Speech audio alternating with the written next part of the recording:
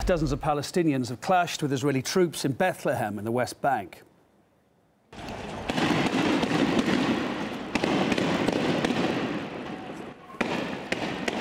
Well, protesters throwing stones at Israeli security forces there. They're responding in turn with stun grenades.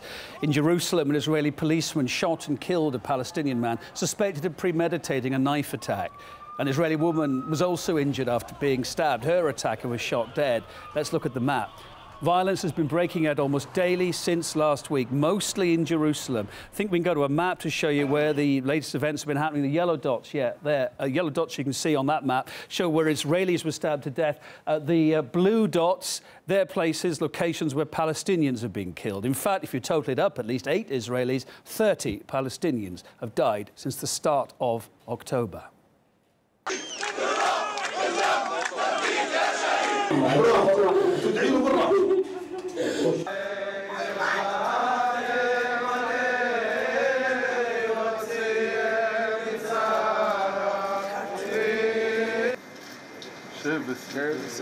So, how's it got to this most recently? Let's recap. The region's worst violence began last month. A group of Palestinians, you may recall, that barricaded themselves inside the Al-Aqsa Mosque in Jerusalem's Old City. They claim the Israelis were trying to take over what is to them a sacred site. That's where it's all kicked off. Israel responded by deploying hundreds of police. Now then, those clashes and attacks have spread across the West Bank. And some foreigners have found themselves caught up in the Israeli-Palestinian crossfire too lately. We spoke to one British volunteer who was seriously attacked and injured by a group of Israelis. We were on the ground and we suddenly saw about 8 settlers with masks over their faces. The 8 settlers came down the hill and attacked me. My 2 colleagues were there. They were standing. I was sitting on the ground. Settlers came down. They were throwing stones. 2 stones hit me.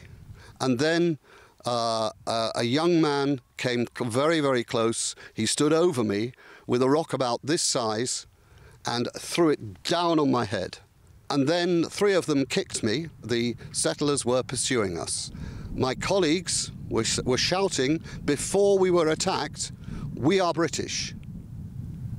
So the settlers knew that we were internationals. They have no excuse to say they thought we were Palestinian. It's not good enough even if we were Palestinian, but we were internationals. We are guests in this country. This was no accident. Yeah, like that. This was an attack. Later on, the Israeli settlers who attacked the aid workers were spotted destroying a car belonging to a Palestinian. As the tension heats up on both sides, Israeli authorities are bolstering checkpoints too. Our Middle East correspondent Paula Sleer has the latest on that.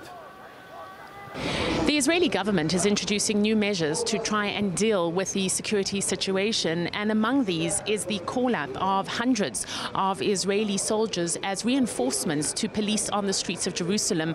I'm at one of the entrances to the Old City, and normally you would not see policemen standing around here. This is a makeshift metal detector that has also been put up here. The police are calling random people to come and have them walk through here. They're also checking the papers and the IDs of particularly people of Arab descent. Now, at the same time, at the entrances to many Arab neighborhoods here in East Jerusalem, roadblocks have been set up. The Israeli Security Cabinet also announcing that it will not return the bodies of people who carried out terror attacks against civilians will be destroyed within a week, and it will not return the bodies of those it has killed as a means of preventing them from being hailed as martyrs. The irony is that this might backfire. Critics say that in closing off Arab areas, you are merely perpetuating the anger and the violence from the grassroots. This so-called Third Intifada is a Palestinian uprising that comes from the ground. It is in being inspired and motivated on social media. Many of those carrying out attacks are youngsters. So, Paula Sleer, RT, Jerusalem.